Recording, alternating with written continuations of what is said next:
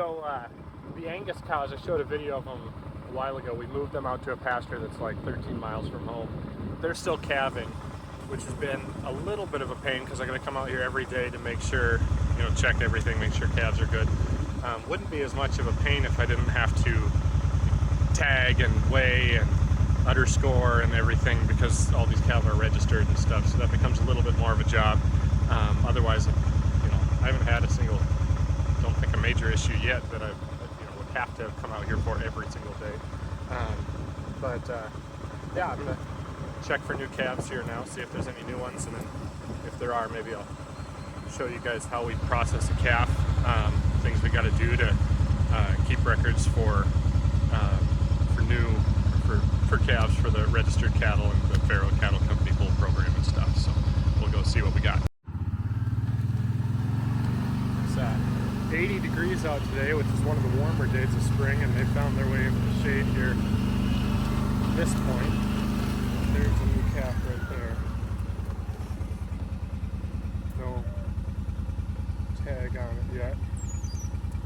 So I'll have to come back and get that one. Just keep driving around a little bit and see if I find anything different. Right now I'm giving them a little bit bigger paddocks than I will the rest of the season. They're calving and I want them to have space to get away from the cows, for the other cows to have their calves and kind of bond. And also when the grass is growing fast here in early spring, I'm just kind of moving them a little more quickly, letting them take the tops, or let them graze a little less selectively, and then move them on. The next rotation and the rotation after that will definitely do a little more intense, give them smaller areas, and have them graze a little more non-selectively at that point.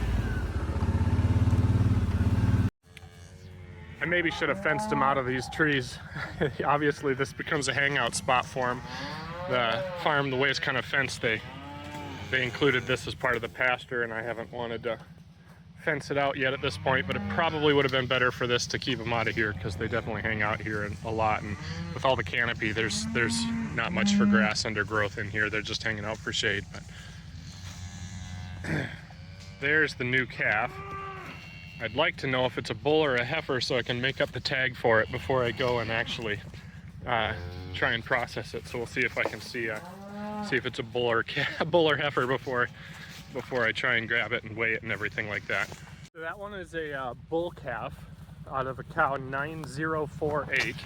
So now I'll go make up a tag, get the DNA TSU test ready, and get everything ready to go before I go over there and do it.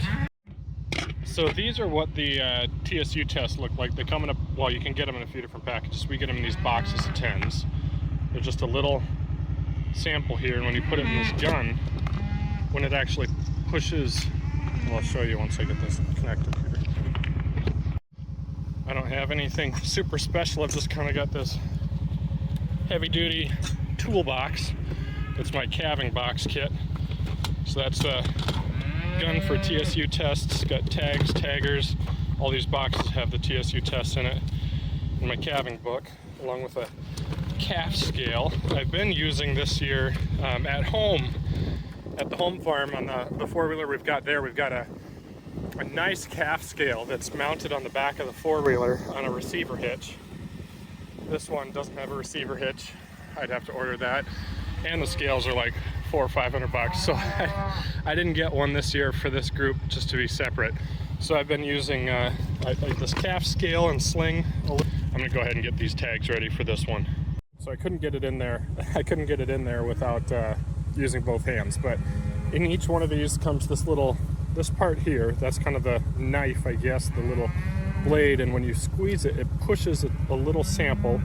You can see the little hole at that, like, I don't know, a little bigger than a pencil lead maybe, through a chunk of the calf's ear right into this little tube, and that preserves it for us to send into the DNA, the company, to get parentage testing is what we use it for.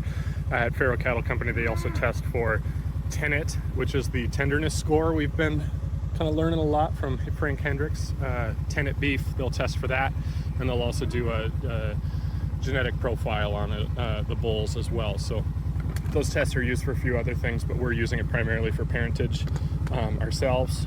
We do a lot of multi-sire bull groups where, you know, we're turning out many sires with a group of cows, and so we need to do the parentage test to make sure we get the sires matched up with the calves, make up the tag.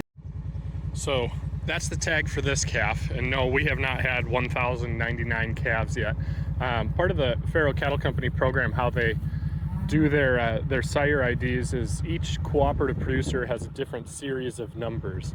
And so for our Red Angus cows, the numbers for our bulls are number 5,000 through like 5,300. So we've got 5,000 through 5,000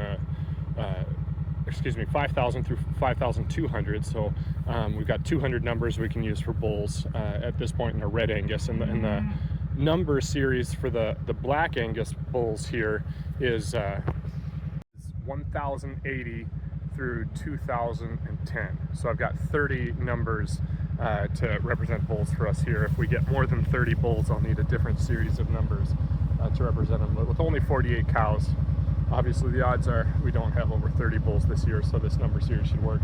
This is our 19th bull calf so far, and now I guess I gotta go tag it.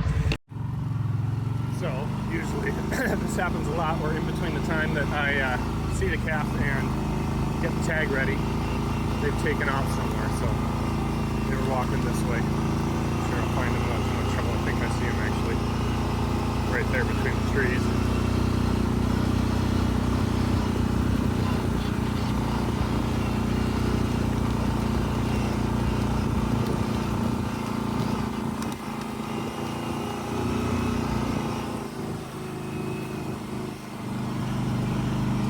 Yep, right there. That's where they're at. All right. So I got it tagged.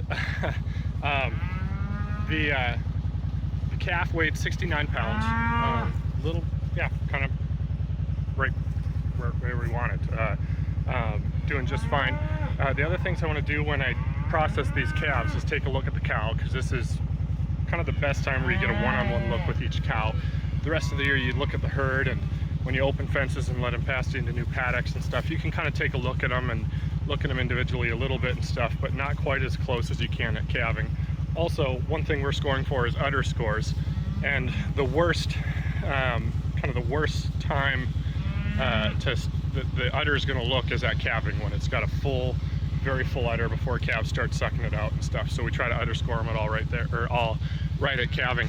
One thing that I'm noticing with these Angus cows, as an average, have really nice udders. They're very good.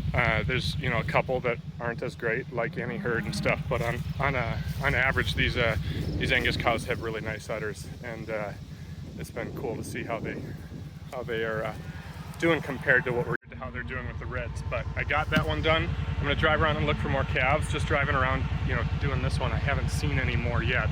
We've only got like 10 or so left of these Angus cows, so it's definitely slowing down now. And also I have to move these cows to the next paddock, which with the newborn calves is never quite as easy, but we'll see how they do moving them to the next paddock.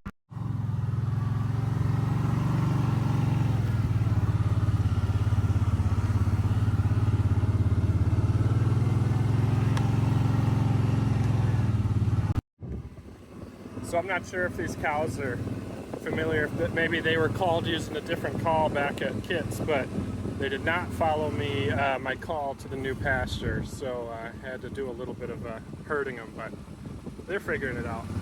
They also might have just wanted to stay with their calves, and their calves weren't following or something, I'm not sure yet, but once one got through the gate, they went pretty well. The problem was it's a gate on a flat, you know, a straight fence. It's not in a corner, which is always more difficult to get them through than if it was in a corner. So luckily there's a one-wire gate here, or one-wire fence. Calves can walk back, no problem. So you know, these calves that didn't quite find the fence, you know, they just jumped right under the wire, no problem. There's a couple more in the back here that I didn't get, so I'll go bring those up too. Go, bud.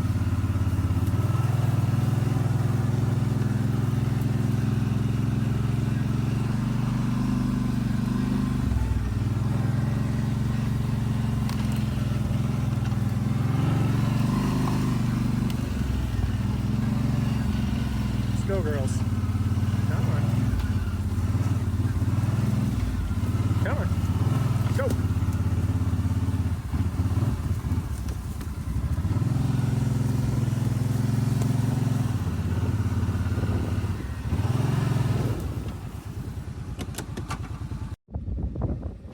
Well, we got them moved to the next paddock here.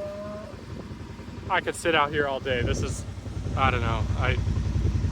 I always grew up thinking I would love to just sit in a tractor and run tractor. I spent most of the afternoon actually sitting in a tractor disking a hay field we're going to put into organic soybeans. That used to be what I thought I would just love. But these days, I could sit all day just sitting here on this four-wheeler looking at cows eat grass. There's not much better than that. That's fun.